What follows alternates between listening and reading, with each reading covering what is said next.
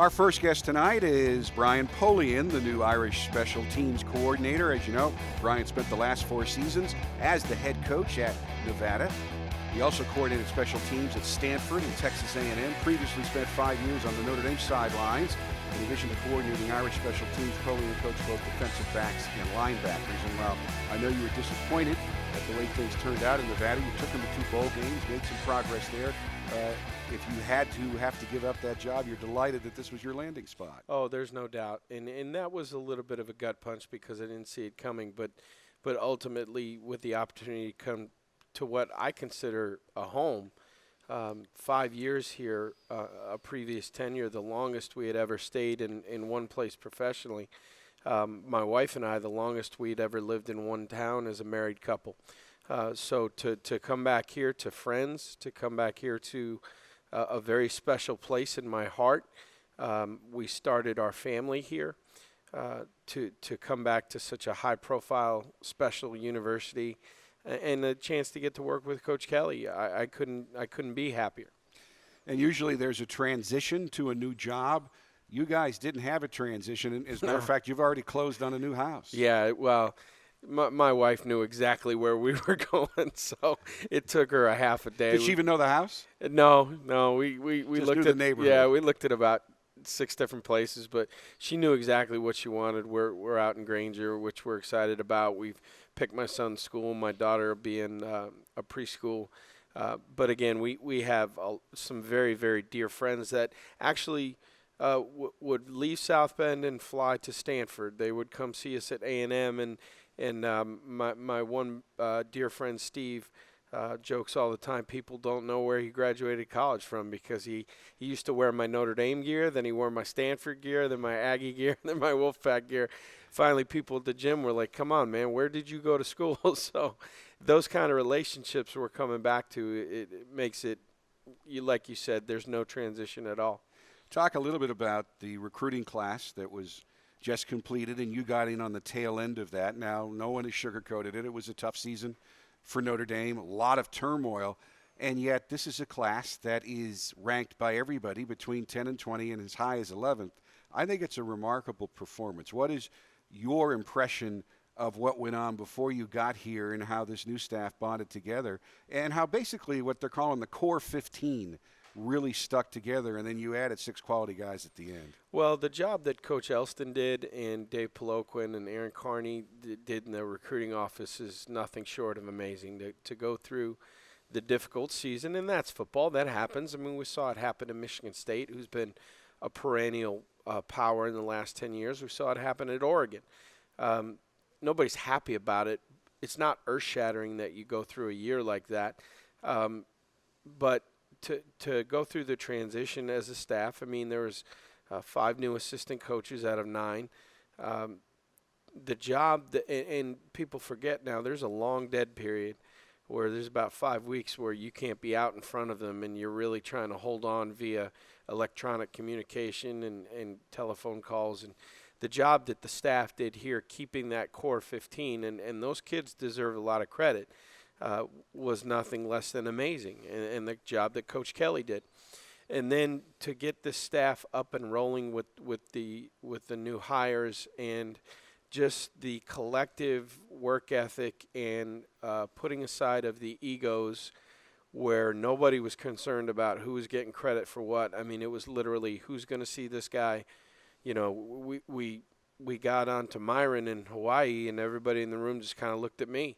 And I recruited a couple of Hawaiians at Nevada a couple of years ago, but I hadn't set foot in Hawaii in a while. And hey, you know the lay of land. You take that one, and it was just kind of going around the room that way. The work that everybody did was really amazing. This class is pretty good, all things considered. I think it changes the narrative now. It gives us positive momentum heading into the offseason in spring football, and we can put that 4-8 behind us and move forward in like I said, a positive light. Yeah, in terms of knowing the lay of the land in Hawaii, for people that have forgotten or didn't know, you recruited a guy named Manti a few years ago when you got him to come to Notre Dame, despite it snowing on his official visit for the Syracuse game. snowstorm in October. And he wore shorts and flops, right? Yeah. Special kid, and special family. And it was interesting when I went over to see Myron Tagovailoa. Um, I called back to Coach Elston and Dave Polian and got a message back to Coach Kelly. I said, I don't know if we will get this young man, but he's got that something special that Manti had, Wow. that if this is what he wants, he will have the courage to tell all the people around him who are saying, you got to go to SC, you got to go to Oregon, all the places you have to go. He's got the conviction, and he's got the family that he'll do it if that's what he thinks is best. And thankfully for us, that's the conclusion that they came to. That is very high praise indeed. You, of course, are stepping back into a role that you handled here at Notre Dame once before, and it's a situation where the Irish can use a little help right now. To remind folks, back in 2008, you guided a Notre Dame kickoff return defense to a nation-leading 16.47 yards per return. Even more impressive when you consider the figure came on 59 kickoff return attempts. Only one FBS school since 2003 has posted a better kickoff return defense with at least 59 kickoff return attempts. Who do you guys pay to research that stuff? Well, Heis helps with this, and Michael Birch helps with this stuff as well.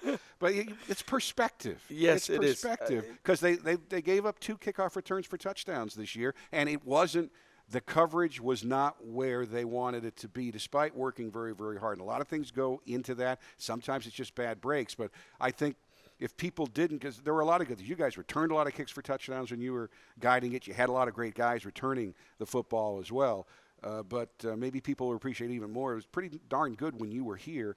And to be a complete football team, to be a championship football team, you've got to excel in special teams. Oh, there's no doubt. And I've had conversations. You look at the best teams in America, and they're making sound plays in the kicking game. They're not giving up game breakers. You look across the teams in the playoff, and their starters littering their coverage units. I can't speak to what happened before I arrived. Well, I'm not asking you. Yeah, so, But what goes into having, and you've looked at the personnel. Do you have the personnel to turn this thing around? I believe that we do. And I think we're just going to bring our own little culture to it. I've asked Coach Kelly I've provided him with what I'm hoping for in terms of meeting time and practice time, and what I think we're going to need to be successful, at least in my experience, what we've used here and other places. I've asked for that template, and I believe that Coach is going to be more than willing to help provide it. He and I have had a lot of frank discussions about personnel and kind of the things that he feels needs to change. Ultimately, I want these kids to have fun. We're going to, it's okay to laugh. We're in the meeting room. It's okay to be lighthearted. It's okay. I just believe in a positive atmosphere. I believe in creating a culture that they want to be a part of. And that can be something as simple as a guy made a heck of a play in practice, and we're going to give him a snack-sized Snickers bar, all the way up to making sure that the player of the game is recognized publicly and all those things, and everything in between. I think we can get good here in a hurry. I look at where we are statistically. I studied that last week. We're pretty good in the return units. There's no doubt about it. I mean, we're when you talk about C.J. Sanders and some of the other guys, I mean, we made plays in the return game. We didn't always handle it correctly, and some of those turnovers were costly. The number one job we have to do right now is fix the coverage units. We have to, because that wins and loses games. And you look back at last year, how many one-score games are there? And winning the coverage units is a must, and we're going to go to work on that. And I know, and this concerns you, the previous regime made a lot of progress in return, in ball placement, in both in punt placement and whatnot. So there were a lot of good with the previous direction. It was just that another step needs to be taken, because the kickoff return game, when it's against you, could be just absolutely devastating. Yeah, there's no doubt. We ask a lot of players, sons of great athletes, what it's like to be the son of a great athlete. What is it like to be the son of football management royalty in Bill Polian. Right. Well, first of all, it's hard for me to look at him that way. I know. Because he can't. And he would laugh if he were Yes, here. because I mean, But he's a Hall of Famer. he can't turn on the TV because there's two remotes. There's one for the TV, one for the cable, and that has got him flummoxed. So it's hard for me. Now, the fact he is in the Pro Football Hall of Fame in Canton, Ohio. He's on the Wall of Fame in two different stadiums in Indianapolis and Buffalo. And I mean, you could say certainly the apex of success in Buffalo, and potentially the apex with the Colts as well. They certainly had an earlier era Sure. with Johnny Unitas and whatnot at a different time. But two of the greatest levels of success of two great football franchises. The first thing I'm very proud of is my dad's a great dad. He's always been a great dad, and that's part of the reason I wanted to be a part of football. My experience was not negative; it was incredibly positive. I grew up in those Buffalo Bills locker rooms, and I wanted to work in this business because my dad was my hero, and my experience with him as a father and as watching him in the professional world, that's what I wanted. As a professional resource, he's incredible. I mean, there's nothing we can't talk about as it relates to football that he can't give me some valuable advice. I don't always listen to it. He's not always right, but he's a great sounding board. What he has been ultimately for me, though, and guys like he and Coach Dungy and Marv Levy and numbers of others, you don't have to sacrifice family to be great in what we do. You can be a great husband and be a great dad and still achieve at the pinnacle. I mean, they've won Super Bowls. They're in the Hall of Fame. You know, there's this myth that you can't be a good dad, that you have to ignore your family in order to do what we do.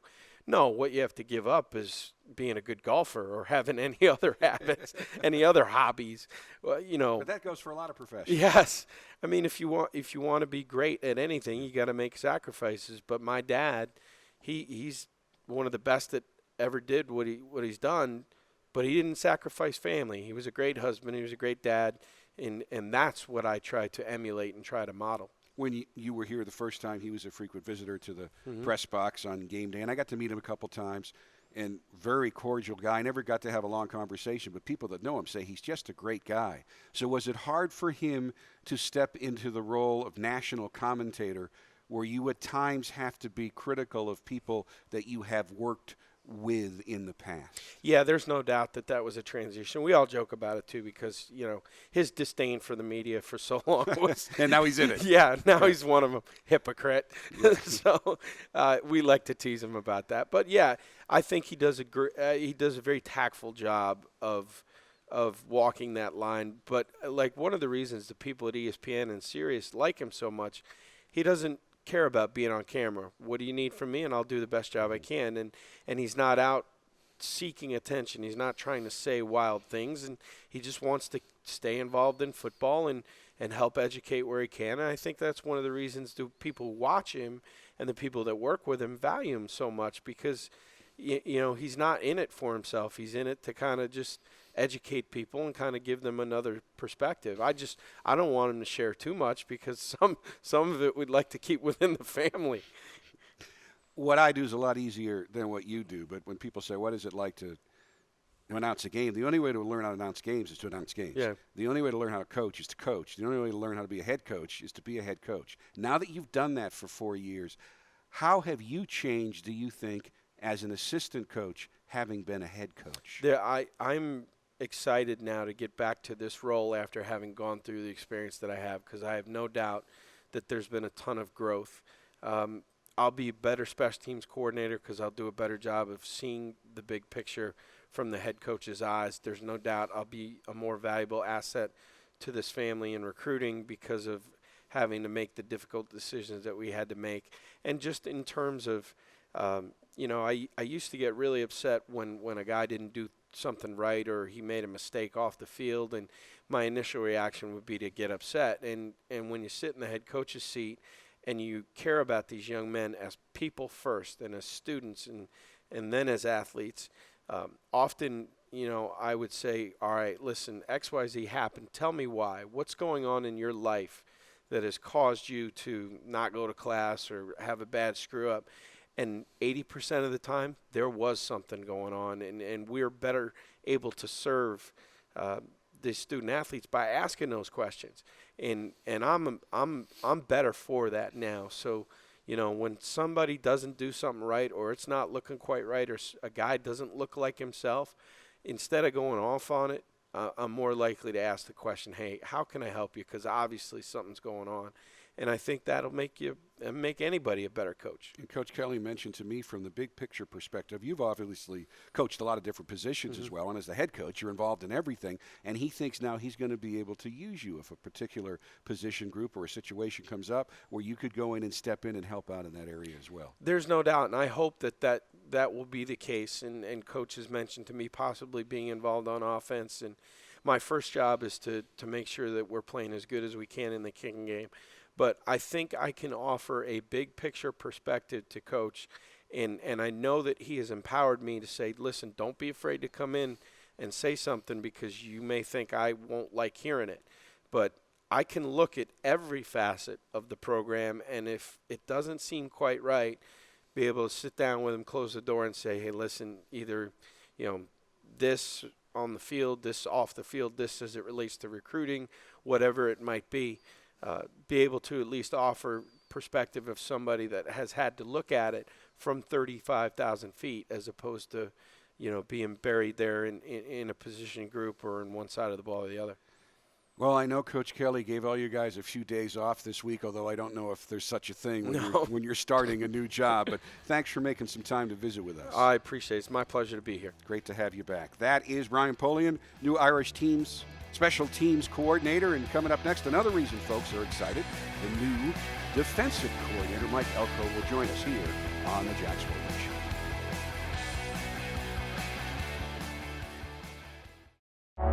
In the locker room, we're not really talking much. We're kind of, visualizing what's going to happen on the ice and staying focused on what's up next.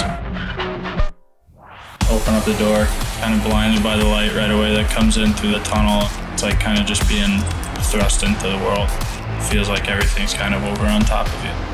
Playing for my teammates, you'd literally do anything for them. You're a family with them. It's amazing playing with a team like this.